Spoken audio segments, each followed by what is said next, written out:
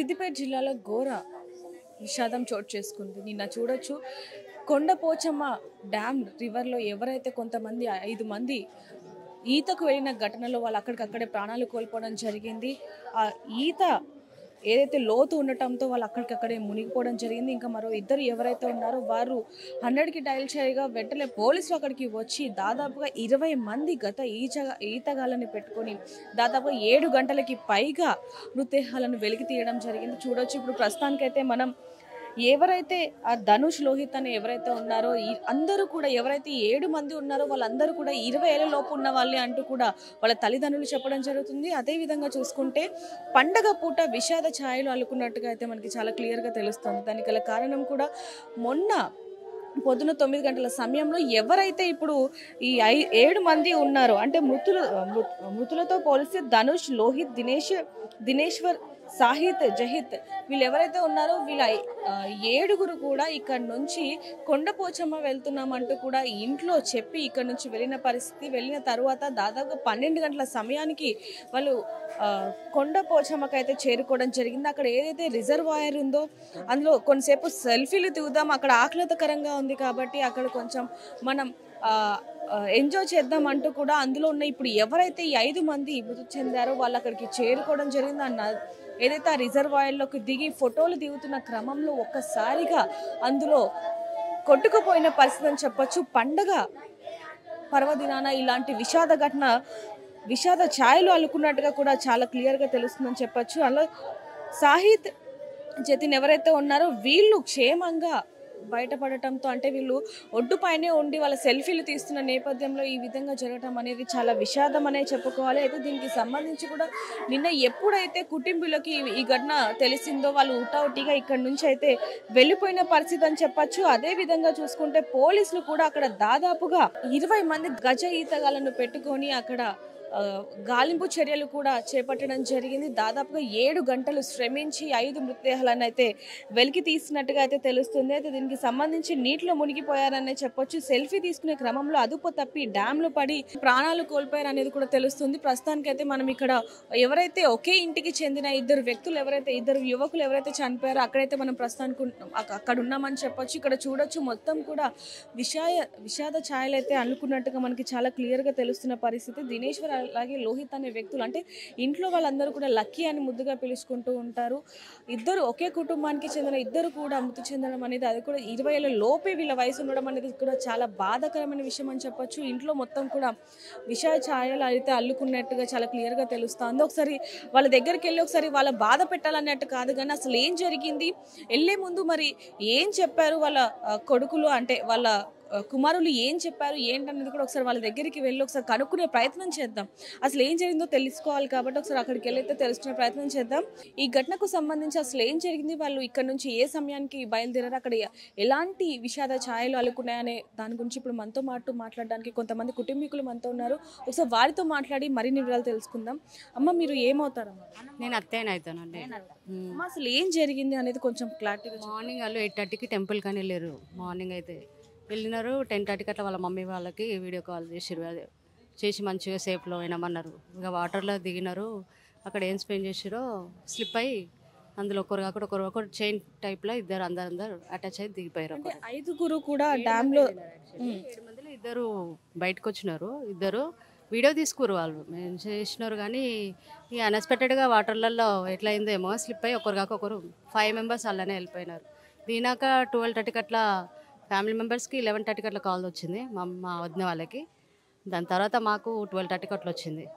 Immediately మేము వెళ్ళినాము. పోయినాక మా వదిన వాళ్ళు మా అన్న వాళ్ళు ఆల్రెడీ ఉన్నారు అక్కడ. మేము 3 o'clock అరౌండ్ వెళ్ళినాక ఎవ్వరు ఇంకా బయటికి వెళ్ళాలి. అప్పటికి పిల్లలు ఎవ్వరు రాలే బయటికి వెళ్ళలే కానీ 5 o'clock అట్లా ఒకరు వెళ్ళినారు. దినేష్ అని అబ్బాయి వెళ్ళింది ఫస్ట్ వాటర్ నుంచి. తను వెళ్ళిన తర్వాత ఇంకా 4 1.5 hour తర్వాత 1.5 hour అయిపోయింది. వాళ్ళు తర్వాత ఒకరు జతిన్ వెళ్ళిండు. తర్వాత మా అల్లుడు వెళ్ళిండు, ధనుష్ వెళ్ళిండు. దాని తర్వాత మళ్ళీ సాయిలు వెళ్ళిండు. దాని తర్వాత మా లక్కీ లాస్ట్కి మా అల్లుడు లాస్ట్కి వెళ్ళిండు. మా అల్లుడు ఈయన ధనుష్ అన్నట్టు మొత్తం పొరుగుతో వచ్చి బయటకు వెళ్ళిండు. ఘోరంగా వెళ్ళిండు. ఆయన అయితే ఘోర సావు అయితే ఎవరికి రాదు అమ్మ, పగలకు కూడా రావద్దు అట్లా.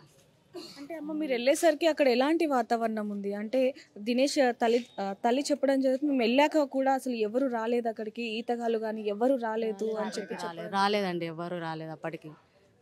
స్పీచ్ త్వరగా పిక్ చేసుకోవాలి. అక్కడ ఎవరు కెమెరాస్ లేవు, ఏమీ లేదు, పోలీసు అది లేదు. అక్కడ అలర్ట్ ఇవ్వద్దు. యాక్చువల్లీ నాకు తెలిసిన మట్టుకైతే అలర్ట్ ఇవ్వద్దు ఫస్ట్ ఆఫ్ ఆల్. అది అలర్ట్ ఉండకపోతే ఇంత యాక్షన్ తీసుకుంటే ఏమన్నా ఒక్కరన్నా ఇద్దరు సేవ్ అయిపోతారేమో అని చిన్న ఆశ. అంటే గతంలో కూడా ఆ రిజర్వాయర్ చాలా మంది ప్రాణాలను తీసుకుంది అంటూ కూడా గతంలో కూడా చాలా వార్తలు ఉన్నాయి. అలాంటిది అక్కడ ఏమైనా ఎలర్ట్ చేసి ఉన్నా, లేకపోతే కెమెరాలు పెట్టి ఉన్నా, లేకపోతే అక్కడికి డేంజర్ బోర్డు పెట్టినా కొంచెం అలాంటి పెట్టిన పిల్లలు సేఫ్ జోన్లో ఉంటుండేనేమో, మేబీ ఉంటుండొచ్చు. మేబీ ఒక్కరిద్దరు అయినా సేఫ్ అవుతుండే కదా. కానీ ఫస్ట్ పోలీస్ యాక్షన్ ఫాస్ట్గా తీసుకుంటే మూవ్ అయితే ఒక్కరైనా ఇద్దరైనా బతుకుతుండేమో చిన్న ఆశ. మూవ్ ఉంటుంది కదా. లోపలికి దిగారా, లేకపోతే కేవలం సెల్ఫీలు దిగుతామని చెప్పి కొంచెం ఒడ్డున ఏమన్నా ఉండడం జరిగినారు? యాక్చువల్లీ ఆ వీడియో చూస్తే అయితే ఒడ్డు దగ్గరనే ఉన్నారు. మరి ఎట్లా స్లిప్ అయిందో ఎలా అయిందో ఇక అలా కర్మ. కానీ అన్ఎక్స్పెక్టెడ్ జరిగిపోయినాయి అవి. కానీ ఏం చేస్తాం ఇక మనమే. అది ఒడ్డు కానే కనిపిస్తారు. అదైతే కానీ ఆడుకుంటే ఏదో ఇట్లా అయిపోయినట్టుంది. అది దానికి మనం దాదాపుగా 7 గంటలు శ్రమిస్తే కానీ మృతదేహాలు బయటకు వెళ్ళలేరు. 7 గంటల దాకా బయటకు వెళ్ళలేరు. చాలా పోలీసు వాళ్ళు కూడా అక్కడ వరకు అయితే వచ్చినారు, ట్రై చేసినారు మ్యాక్సిమం వాళ్ళు కూడా. కానీ ఫాస్ట్ చెప్పిన వస్తే అయిపోయేది. అది తొందరగా రాలేరు కదా ఆడ.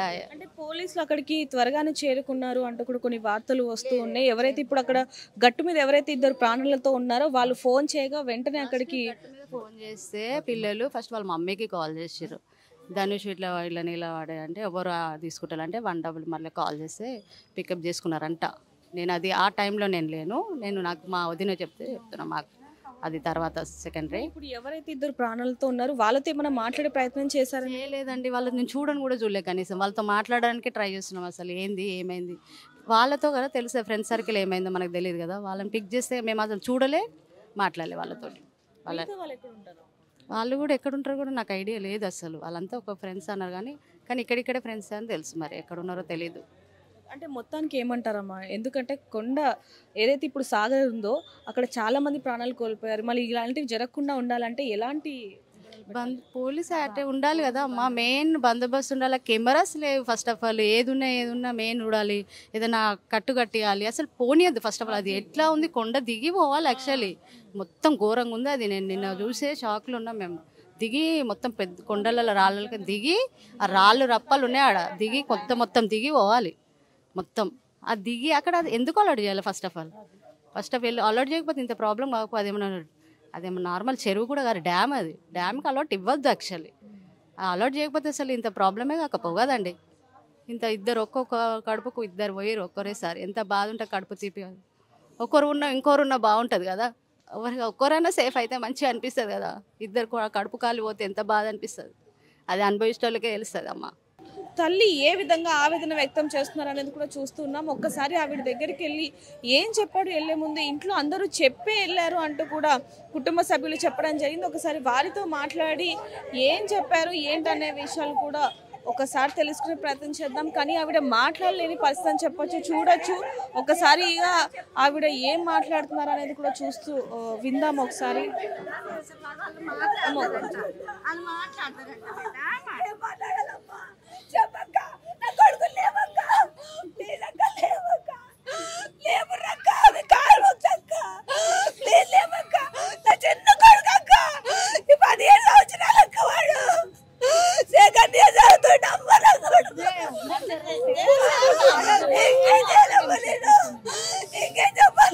పెద్ద ఫోటో తీసుకున్నా గిఫ్ట్ అనుకుంటా, పెద్ద అందరు గుర్తుంటే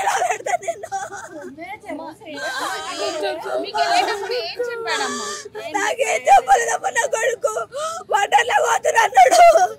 వంటల్లో కానీ నాకు తెలియకుండా లేకుండా పంపించబోతున్నాడమ్మ నా కొడుకుని. ఎక్కడ పంపిరమ్మ నా కొడుకుని? నా వెనకనే ఉంటుండే. నాకు 2 కొడుకులమ్మా. నా చిన్న కొడుకు పోయిండు. నాకేం చెప్పలేదమ్మా.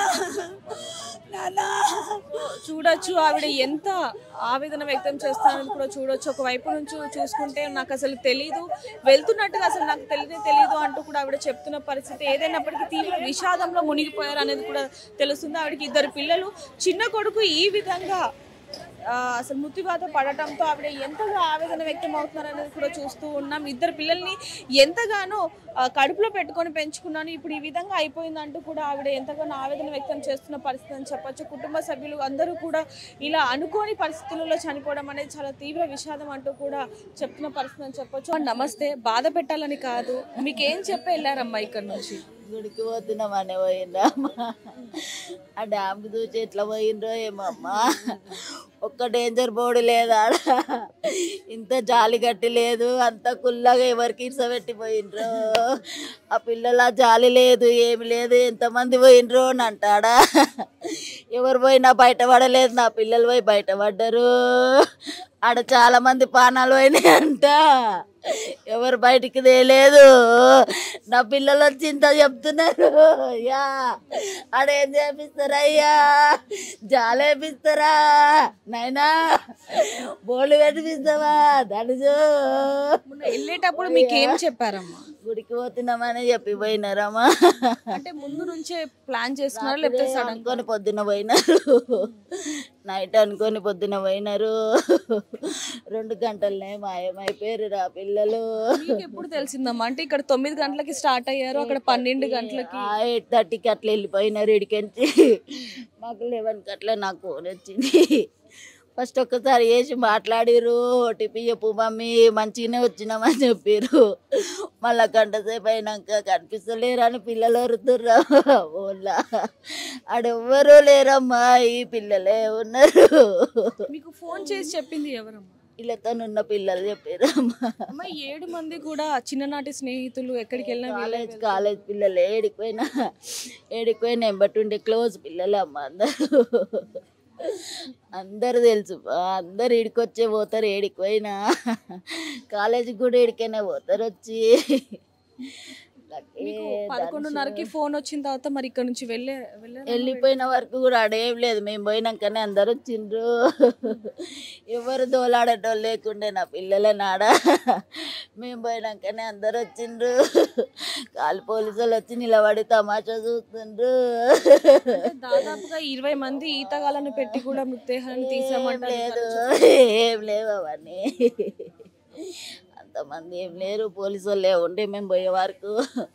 మేము పోయే అరుపులు అరిస్తేనే అప్పుడు ఈతగాళ్ళు వచ్చిండ్రమ్మా. అప్పటిదాకా చేపలు పట్టేటోళ్ళు ఆడాడనే తిరిగిండ్రు. మేము పోయినాకనే వచ్చిండ్రు మా పిల్లల దగ్గరికి.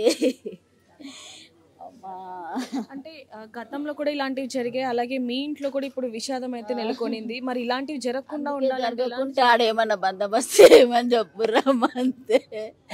నాకు పట్టిన కత్తే తల్లికి పట్టద్దు, ఎవరికి పట్టద్దు. ఎంతమంది పిల్లలు బందోబస్తు నాకు వీళ్ళిద్దరే అమ్మా. ఒక బాబా, ఆ బాబా పెళ్ళి చేసిన వీళ్ళిద్దరే బతుకు. ఎంత వయసు అమ్మా?